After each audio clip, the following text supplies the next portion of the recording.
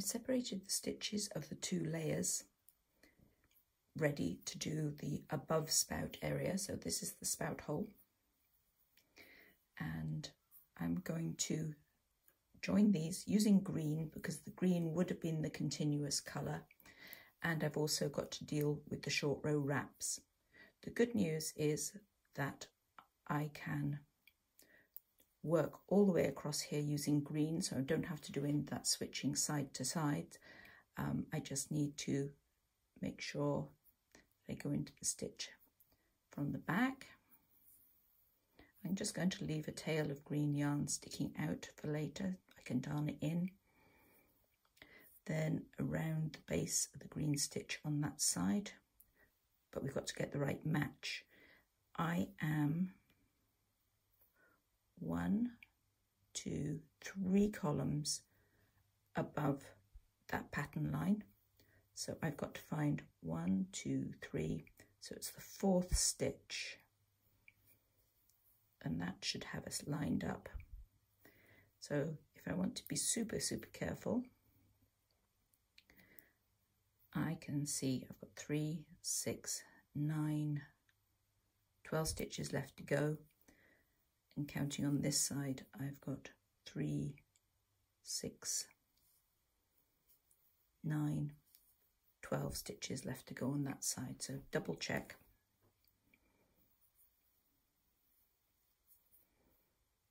So there's the first green graft, and I don't have to cut the waste yarn away this time as I go. It can just sort of fold to the inside. And then I've got to go in to this next stitch, which has a short row wrap around its throat. So I'm going to let it go. This bit is the wrap where the yarn changes direction in the short row. This is the stitch. So I'm sort of partnering them up as if they were a stitch. I'm going to come in from the back, around the base of the second stitch here, then back into both parts. So I'm grafting them as if they were a single stitch. And that's how you would graft a decrease if you ever had to graft a decrease position. And now straightforward stocking stitch grafting.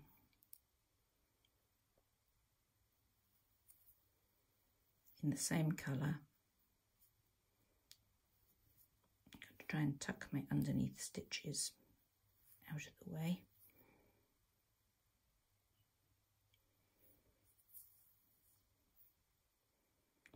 Here's another short row.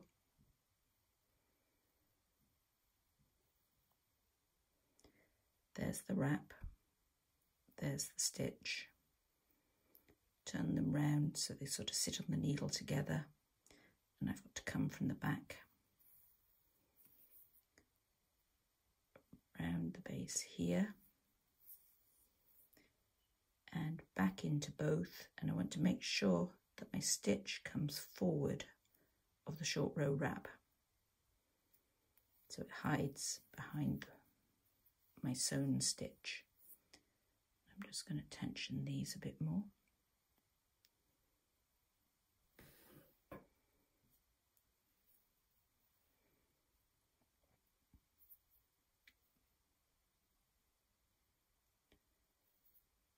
Round the base of the next stitch, trying not to split any plies so it will be easy to pick out the waste yarn.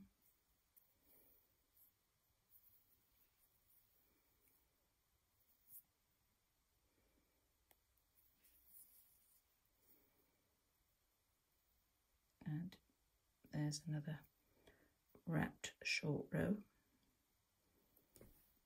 So there's the short row bit, and there's the stitch, stitch, short row turn.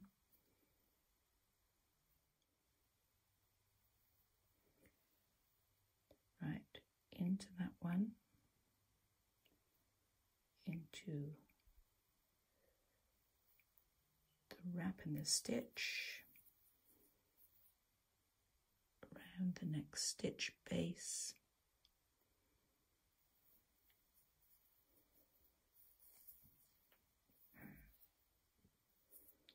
into the stitch and the wrap, another one done.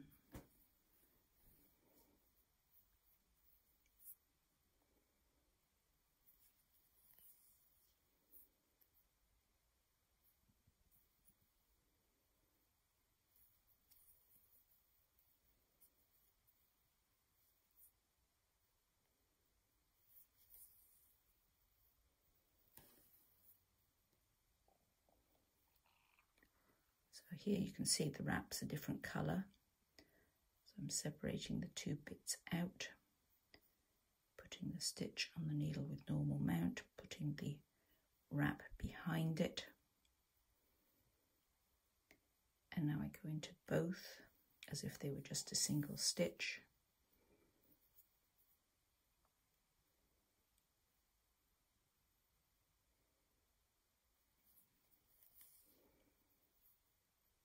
And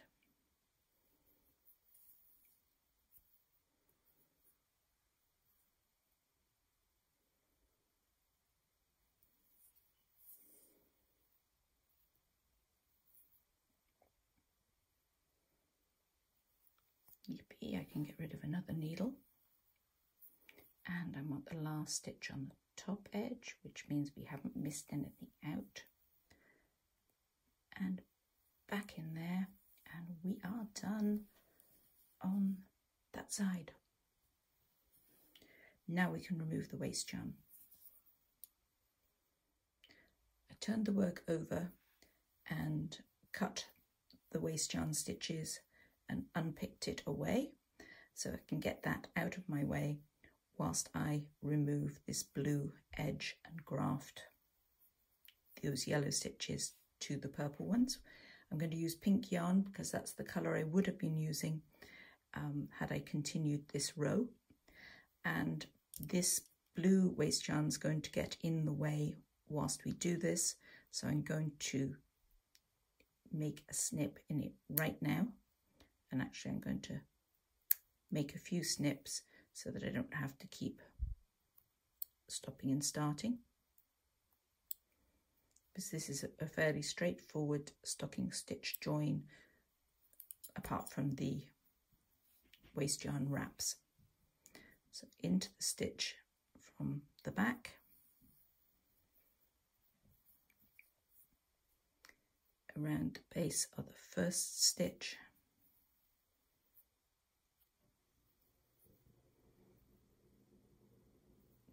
into the front. So the stitch orientation is varying here according to whether they were slipped or whether they were made with an alternative rotation purl, so you just have to be aware. My next one is a short row wrap, so I'm going to untangle the stitch from the strangle. There's the turning point. I'm going to put them on the left needle as if they were a single stitch. Go in from the back, round the next one, into both when I come back, so I've got to make sure I get in to both strands, the stitch and the strangle, and the next stitch, which I've gone into, so it's got a twist in the bottom, so I went into it from the wrong direction, so I'm going to back out of there.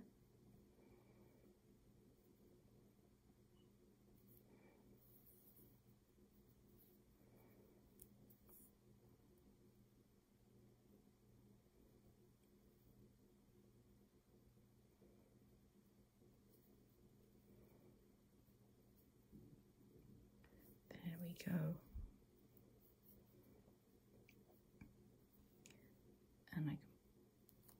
first bit of blue yarn out of the way so that the waste yarn can drop free.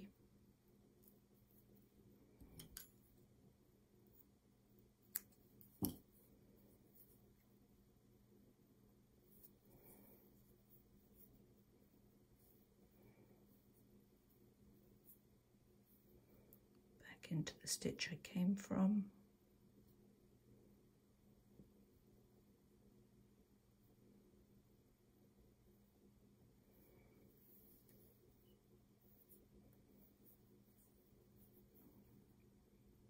Oh, got that one right.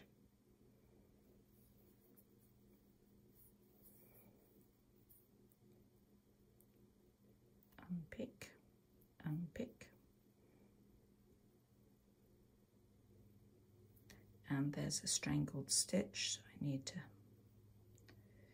take it off, rearrange it, come in from the back through both parts.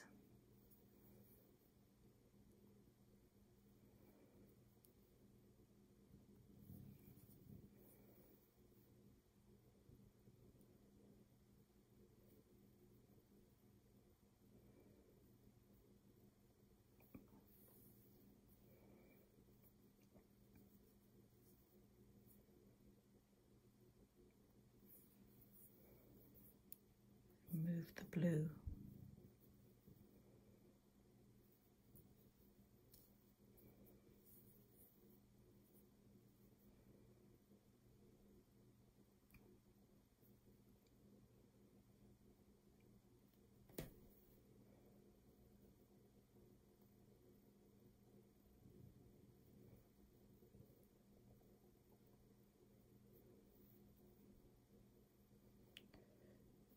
Dropped a stitch there. Back it out. No, it wasn't dropped. That was where the yarn went behind the short row. So here's the short row with the two parts of yarn.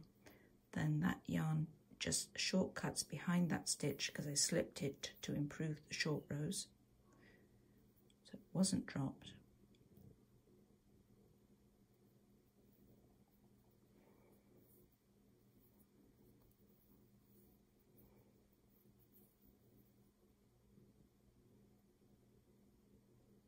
Into there, back into there. I pulled my blue out a bit ahead of myself, but the stitches will sit there and wait for you.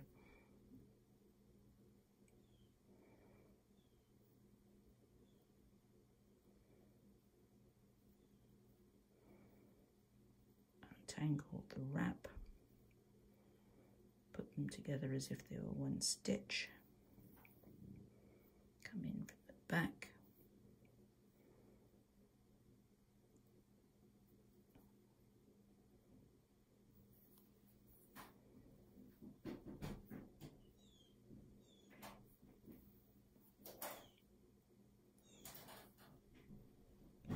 And wham.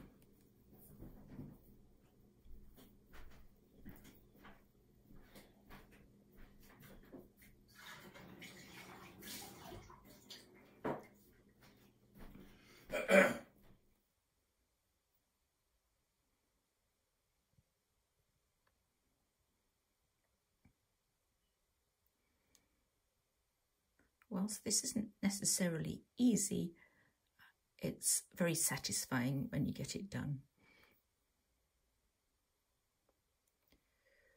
Let's get that strangled to the back of the work, and one more stitch back into the stitch and the strangle. And this is the last one.